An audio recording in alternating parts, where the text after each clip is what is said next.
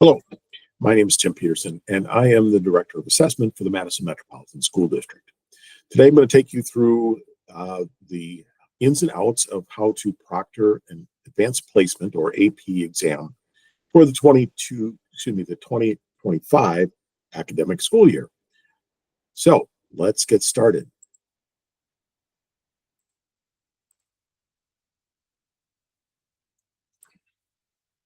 Please keep in mind that there's always the opportunity to ask us questions, and even though this is a recording and you're viewing it at some other time, please know that you can connect with us at any time.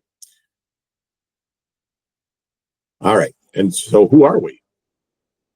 Sarah Wallner is the assessment technician. She is also the advanced placement coordinator for the district.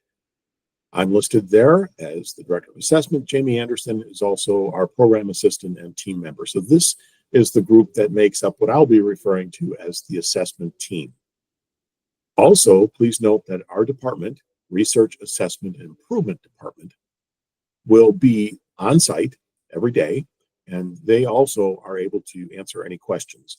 If they don't, they will be able to find us and get the answer for you. So there's a number of people who can address questions and issues as we go. So what is going to be covered today?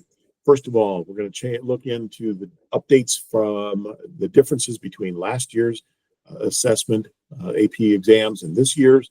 We'll talk specifically about things like the testing site, what the schedules look like, registration before and after the exam, and general reminders, and then some resources.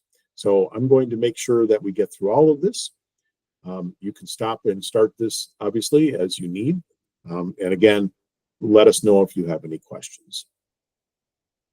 So let's go through some of the changes that have happened from last year to this year. Things you just need to be aware of. Even if you never proctored before, these are good things to note. Number one, AP exams in general are no longer pencil paper.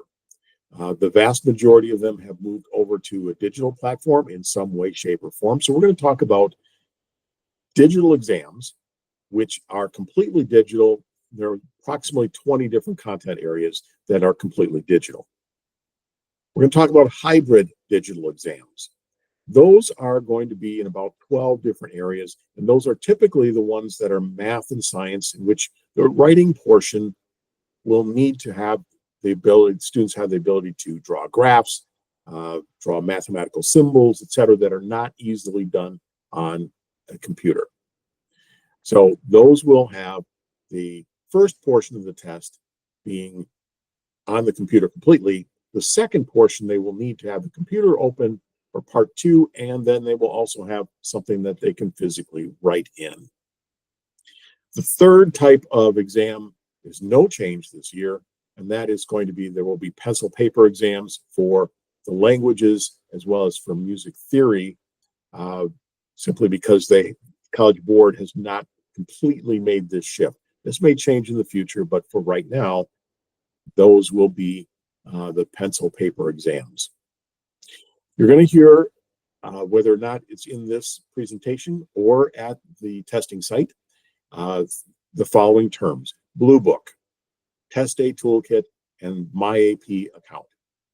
So Blue Book refers to the testing platform software that is found on each student's Chromebook.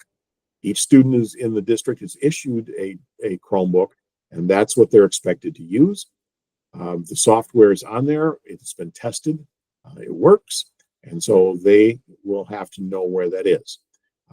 They should have used it already. If they don't, again, they will be raising their hands and saying where to find it. You'll need to be able to find somebody who does know that if you don't.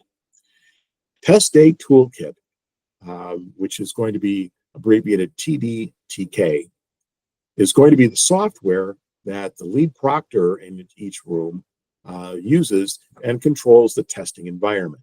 So that controls all the students through Blue Book. Now, in order to log in to the test, students have set up a long time ago an account called My AP. They will need to be able to log in using their username and password that they created when they registered that account in order to actually get in and actually take the test on Blue Book. So that may be an issue, but we'll talk about that a little bit later. So the testing site this year remains as the Alliant Energy Center, as we have had in the past. A couple things to note. Number one, parking is free. Please use the Rimrock Road entrance. So if you're coming down John Nolan, you make a right onto Rimrock, and then what is often considered one of the main entrances.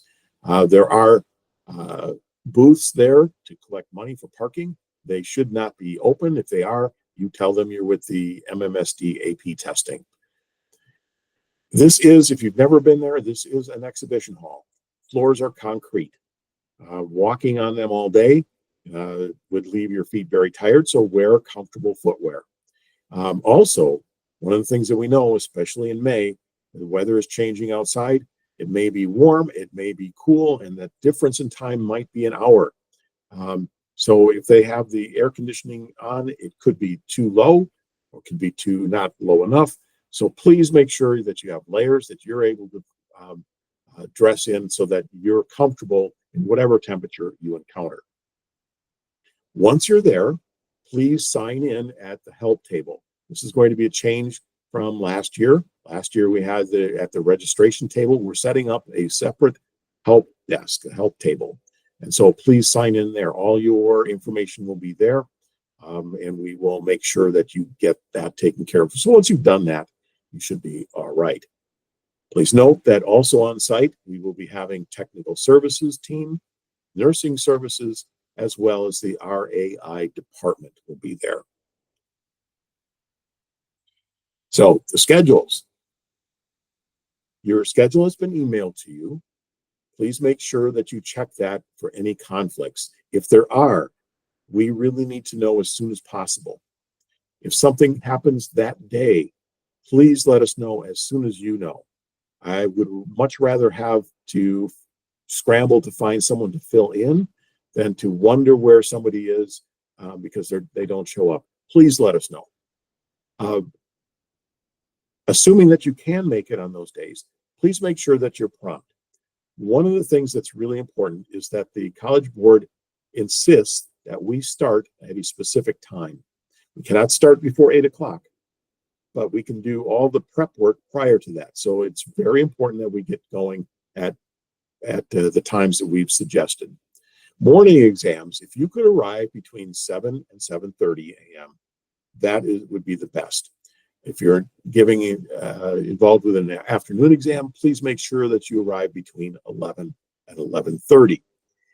Obviously, we will be providing breaks for you. We will be rotating people in and out so that you can take a break. If you are proctoring 2 consecutive exams in a day, there will be a chance we'll give you a break once the second exam starts so that you can get some lunch for yourself, that you will absolutely have uninterrupted time for that lunch.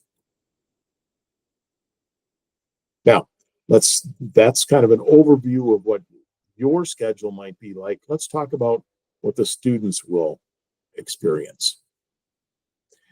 On test day, they've been asked to arrive by 7:30, which means we'll have students walking in at 8 o'clock. We're being realistic. The goal is to get exams started by 7:45 a.m. So all students will be checking in at the front table. Once they get checked in, they will be given information about getting to the room, and your task will go through how you go about bringing students in and seating them in just a moment. But the things that have to happen before the start time is we have to get students in and seated. We have to have general instructions, and we have to have the login process that occurs. The only exceptions, of course, are paper exams. Each one of these types of exams, digital, hybrid digital, and paper, all have their own set of instructions. You simply have to go through step by step if you're the lead proctor on reading that, and it walks you right through everything. You are not a lead proctor. There are many other jobs that are going on, especially in one of the large halls. So please keep in touch with what's happening with the team of proctors.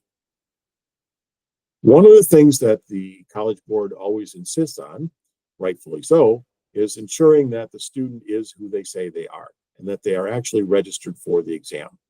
We take care of that as a district outside of the exam space. So we take care of that at the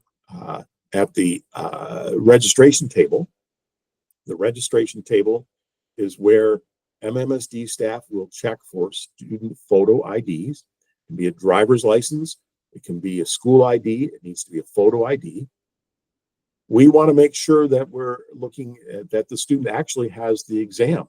Many times we have students who show up and find out that they got up early when they actually have an afternoon exam, or they never signed up at all, in which case we'll be helping them at the help desk and be working through all those kinds of things. Also at the registration table, students will pick up any exam materials that are necessary there, such as AP ID label sheets for hybrid digital and paper, or a piece of scratch paper with their name on it for the digital exams. In this area, outside of the exhibition hall, Hall A, I think it's Hall A and B, we will also have a table, an area to check in electronics. Students cannot have cell phones. They cannot have Bluetooth any devices. So that means a smart watch. It means earbuds that are connected to Bluetooth. All of those need to be placed in a secure setting at the table for electronics, and that will be noted. So that is a really important part. If you find advanced placement information elsewhere, such as the College Board website, they will indicate that proctors do this. That is not how we run it here. You do not have to do that. All right, so the students have checked in, they've checked their electronics, and now they will be getting ready to come in. However, what we're going to do prior to the start of the exams, because most of this is new for almost everyone, is that we're going to have a proctor huddle. We're going to just get all the proctors together that are present about 30 minutes before the start of the test. We'll just quickly go over some of the highlights of that test, address any questions, and make sure that you feel comfortable with what tasks you're being asked to do. The supplies and seating charts, etc., will already have been checked. We have a person who's going to be taking care of that. However, you want to just double check a few things, making sure that you have what you need in order to actually do the job of proctoring. Now, when it's time, we'll be letting students into the room. However, we want to do this in a very controlled way. So at the main door of the test room, we'll be checking students in. This is a job of the proctor. So there will now be the actions that you will be involved with. At the main door, they'll have something that indicates that they have checked in at the registration table. We've checked their photo ID, approved it, they're testing, ready to go. So for hybrid digital and for pencil paper tests, they will have a label sheet. They will need to show you that just to say, I've got it. You do not have to check the name of the person with the name that is on the sheet. We're taking care of that. If they're doing a digital test, remember this is 20 or so different exams, they will come with a sheet of purple scratch paper. And on that scratch paper will be in the upper right-hand corner, their name, the exam name, and an APID number. You don't have to check that the name there matches the student. They need to show you the paper. I would suggest simply taking the paper, turning it over to make sure they haven't filled in the whole thing with formulas and ideas. And then they go to their seat. Now, you've got them into the room. They will need to be seated. We are not allowing them just to go and sit where they feel like it. So Directing students to the seat is the next job. In the main halls, we start at seat A1, A2, A3, and continue all the way to the back of the room. And we go seat B, row B. And so this continues until we filled up the exam with the students. Late arrivals. As I said, there are some students who roll in at about 5 to 8, expecting to test. We will double check with where you are at and where the lead proctor is at prior to letting any student in to a session at that point in time. If the exam has already started, such as at 8 o'clock, and they come 2 minutes late, we will still probably check, but if the exam is going, they are not going to be allowed in. We will support them in whatever needs that those students have as far as rescheduling.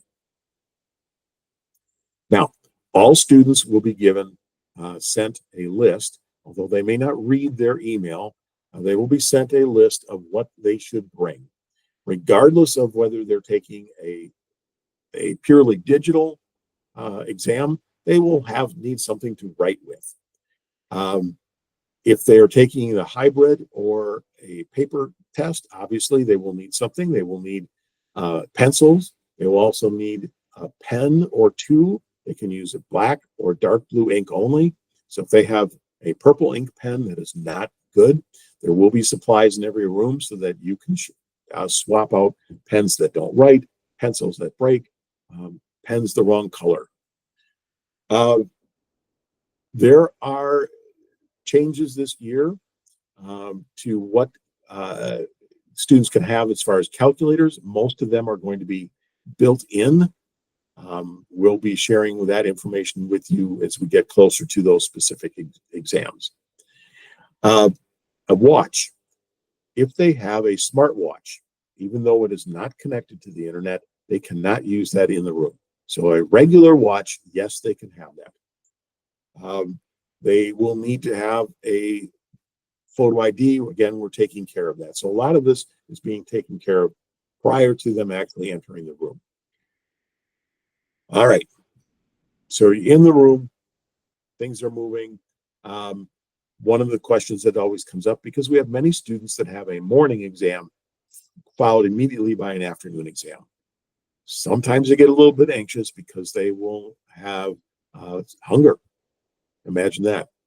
So please note that especially in the afternoon exams, students will have to come out. They will get their new, they will have their ID checked. They will get the new material. They will go in. You will seat them. And then those students can go ahead and actually eat their lunch. Now, we're not slowing down when the exam begins. It's just that there's time that we would normally having them. They've been through this already once. We would have them be logging in, etc. They can go ahead and do that.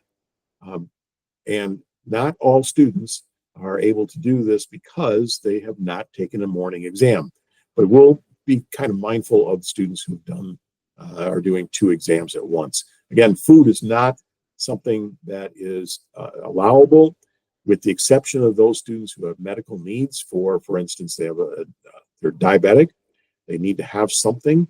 We'll make sure that we understand who those students are and let you know.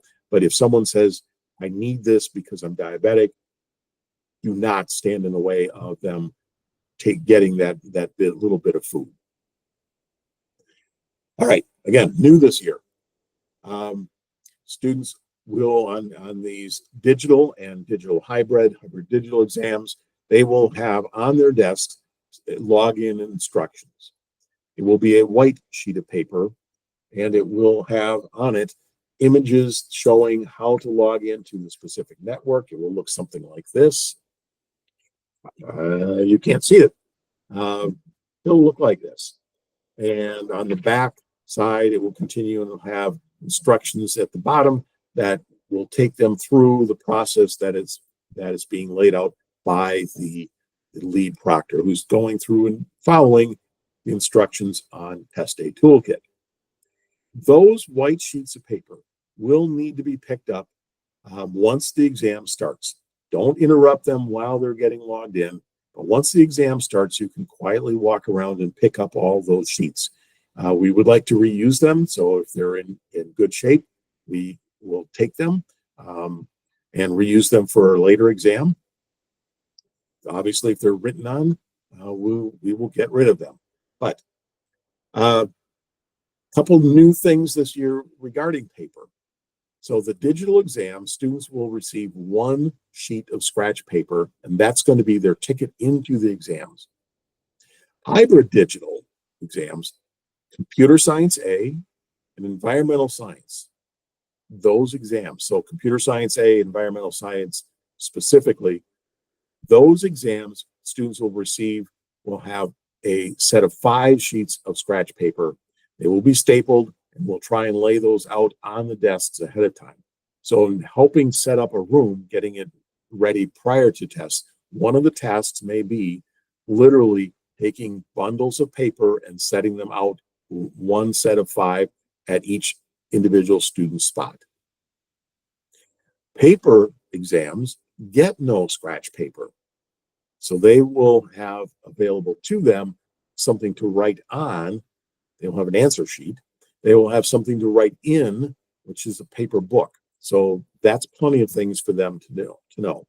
Please keep in mind that towards the end of the exam, at the end of the exam, all scratch paper must be picked up. I don't care if students are finished and start drawing all over all 5 sheets. That's fine. We will need to we'll go through a process to ensure that their name is on it. But they will make sure that you pick up all scratch paper.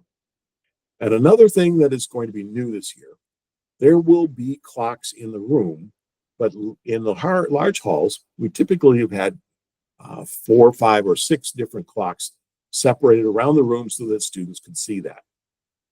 Student tests will be timed differently. There will be in a large hall, there will probably be 2 clocks. In a smaller room, Mendota rooms, lake rooms, there will be 1 clock. That's more for you and the students just to get a general track of time. It has nothing to do with timing the exam. Timing the exam all happens on student Chromebooks. So now the exam has started. The lead proctor will have gone through and read everything that they need to do. They will have done all the tasks, and students will be given the correct room codes and the start codes. And you'll have to follow the direction of the lead proctors for this. And this test is started. So what happens next? First of all, I want to say to the lead proctors, thank you for all the work that you're doing. I don't think this is going to be anything that's really unusual. The College Board has done this type of testing with the SAT now for 2 years. I think the bugs have been worked out, but I appreciate your willingness to be able to lead and use Test A Toolkit. Please keep in mind that the script is very specific. It will be different than what we've heard. If you've been proctoring before, it will be different than what we've heard in the past. We may have, the assessment team may have some very short reminders that we create and are going to share with people that you will have to read to the students as the lead proctor. But keep in mind, there was going to be no announcement for break. Students will be told when their computer clock runs down to 0, they will be on break. It'll be a 10-minute break. There will be specific dismissal instructions when time finally runs out. Nobody can leave until they have actually been dismissed. And so part of that dismissal process is going to be the collection of materials. So all the scratch paper, any pencil paper test booklets, whether you're doing hybrid digital or pencil paper exams, all the material needs to be collected. No student should be taking any material out from the exam space. As far as the break is concerned, the clock will tick down. Keep in mind that students can hide their clock until the last 10 minutes or so. It will automatically pop up and they will not be able to hide it. So it gives them a visual clue how much time is left for that section. Section 1, however much time that is. There will be the countdown clock, and then they will be asked to take a break. They will have 10 minutes. It could be, based on when they start, you could have a multitude of different times when students get up to take a break. That will be part of the instructions. There's going to be no talking. I'm sure I will hit that in another slide. No talking during breaks. No accessing any materials. No getting on a cell phone. Hopefully they don't have a cell phone. But please keep in mind that they are going to be very quiet, but it will happen at different times. So it's going to look different than it has in the past. Likewise, restarting is also going to look different. So let's continue and take into looking into this. During the test, please walk around, and we want to guard against attempts at cheating. Right? One of the things that is really important is that we have a seating chart. So if you are in a large hall, and even if you're in a smaller room, we're going to place on the corner of every desk, one for each student, a Post-it with a number and a letter on it that corresponds to the row and the desk that they're sitting in. So it's a grid system. They will need to print their last name, their first name on that sheet, that Post-it. And that's what we're going to use to keep track of who is sitting where. We will have a large document or a couple copies of it, and then you simply walk around, find the student's name, enter the number, the letter and the number of which seat I'm sitting in. So for instance, you would look on the sheet of paper, if you were to see my Post-it, look on the sheet of paper for Tim Peterson and say, he's sitting in seat G7. That is all you need to do. Keep that straight. That will be used as the collective seating chart for that room. All right. You need to make sure that the room is supervised at all times until the break, including the break. I want to ensure that students have the best assessment possible, the environment. So please, as proctors, do not engage in any conversations. Do not engage in using cell phones, reading books, or anything to disrupt the testing room environment. It needs to be quiet. Now, if you have to chat with each other about something specific, that's fine. Please do it in hushed tones. Maybe move away from the students, but please ensure that they are getting the best possible environment for testing. No student is to leave early from any exam. The exception is students with accommodations who have extended testing time. For instance, a student may have 1.5 time or 2 time, 200% time. Those students, as long as they achieve the standard administration time, they may only need 5 more minutes. If they achieve the standard administration time and they are completed testing, they can leave their accommodation testing room. Even if they're testing alone, a one-on-one situation, when they're done, as long as it is after the standard time, they can leave. Again, you should refrain from using your cell phones in front of the students, other technology. Again, and finally, I guess the lead proctor who's on the Test Aid Toolkit proctor console will need to use that, obviously. And you got the seating chart created from Post-its. Also during the test, here's a change from years prior. The seats will be closer together. The College Board has determined that 5-foot spacing is no longer needed, that 4-foot spacing from nose to nose and from front to back and back to front, from side to side, 4 feet in all directions is plenty of space. So it will be a little tighter. So walking through the rows this year is going to be a little bit more, the tables will be closer. So that is really important to note, just so you're aware of that and are not surprised when you get there. During breaks, please make sure that breaks are monitored. Again, no conversations. Students will have 10-minute breaks. They may need help getting back. Their machine will be in the ready position once the timer hits 10 minutes.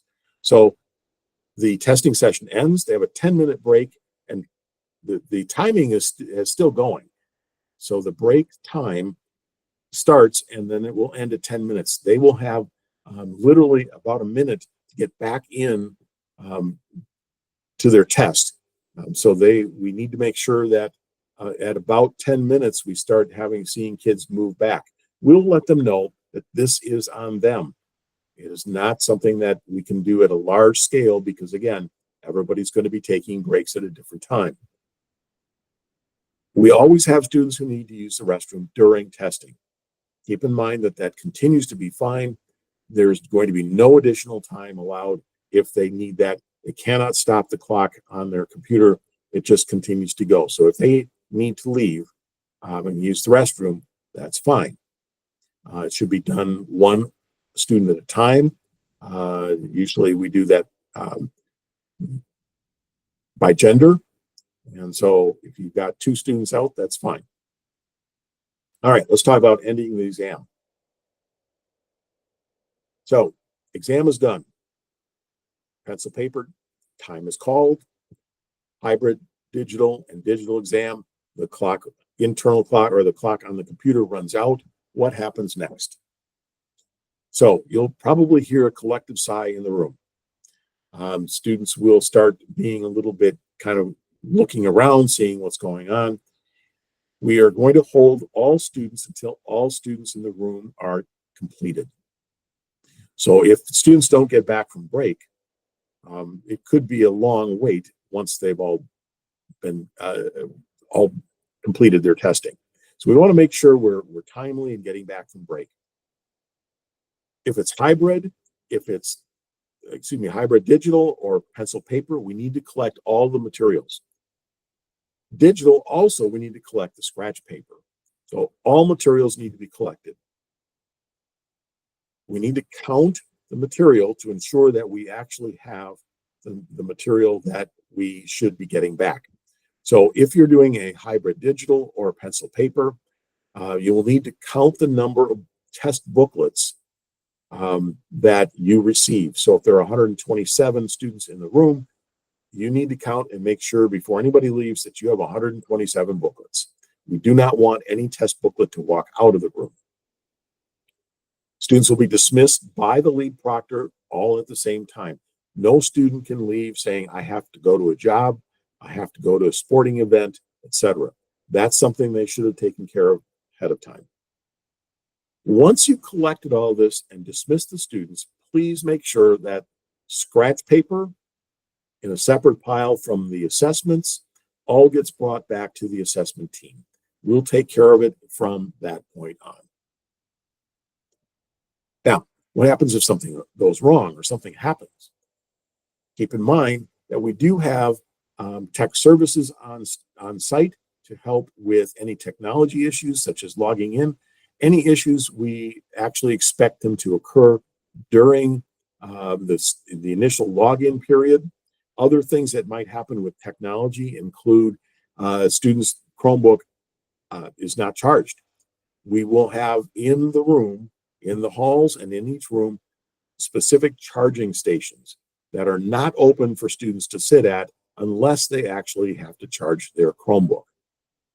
If there's a Chromebook that just goes bad for some reason, is stopped, we can work to ensure that we can actually swap out a Chromebook in mid-test.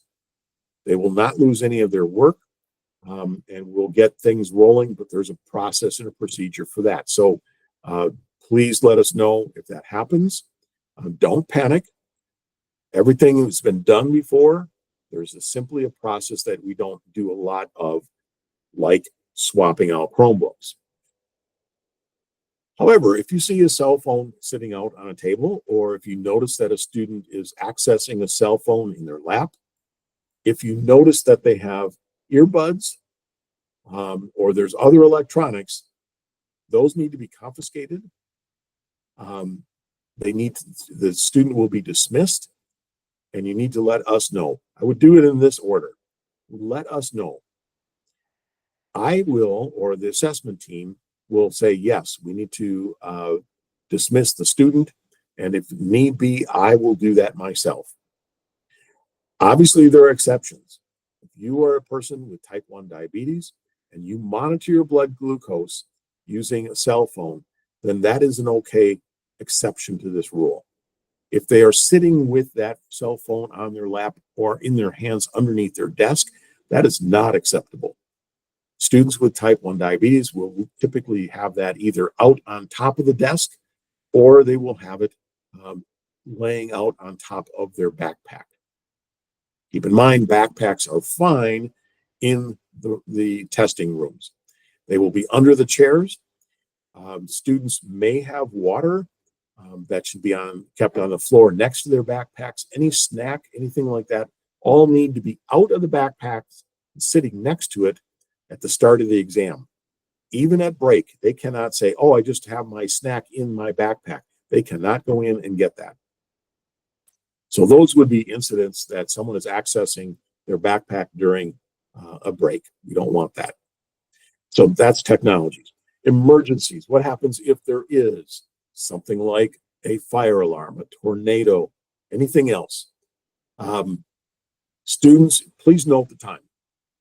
It happened at this time. Students will be able to simply close, will get specific instructions, but they will close their Chromebooks. It will stop their test. We'll move the students to a safe area. The time in which this occurs is critical because we will need to work with the College Board to give these students back time. It says give students the time remaining on the exam. We will, if there's something that goes on, let us know, the assessment team. We will be there working with you to ensure that everything is done properly. If there's some kind of a medical emergency, the student passes out, the student needs to leave suddenly, make sure that the exam materials are secure. We don't want materials just sitting at a desk open. So close an exam booklet, close a Chromebook. If the student returns, we will make sure that the appropriate process is followed. If not, if they can't return, we'll check in with us and we'll make sure we follow up with how that will play out. So if there's some kind of an emergency, we will let you know. Otherwise, you can let us know if there's something that happens. You will have, in every room, there will be a binder with the phone numbers of the assessment team, of tech support, of nursing, of the Allied Energy Center, so that if there is something that happens with the building, please keep in mind that information will be available. All right, general reminders. First of all, if you are in an accommodated session, Sarah will let you know prior to that test what is needed, and that in many cases it's breaks, just a different set of breaks, it's extended time, and we will be placing many of those in the same room, because another change this year is that, again, with the timing and the placement of students, so you may have students with 150% time, 200% time, and even 300% time in the same room, and that is just fine. So we will have announcements, for instance, that say you need to make sure that you're quiet when you take breaks because other students will have it at different times. And again, students can leave after they've completed the minimal standard assessment time. If you are proctoring a language exam, a Spanish language and culture, for instance, there will be CDs to play, there will be paper material, and students will use digital recorders to record their own voices. So there's a lot of different components to these tests. All that material will be available in the rooms at the start of the exam. On how to use a video or handheld digital recorder, if you've never used one, there is a different video that's available, and we will make available to everyone on just how to use those. Also, students, please note, students are going to be getting a what to bring, what not to bring document. So there should be no questions about what will be available. Nothing should be on the desk except what is specified in that exam. They can have water out. They can, during the test, get the water and drink it. So please keep in mind that there are notifications that are going out to students to ensure that they are ready for this. Again, there will be, most exams take about 3.5 hours or so. There will be a seating chart in all of the rooms.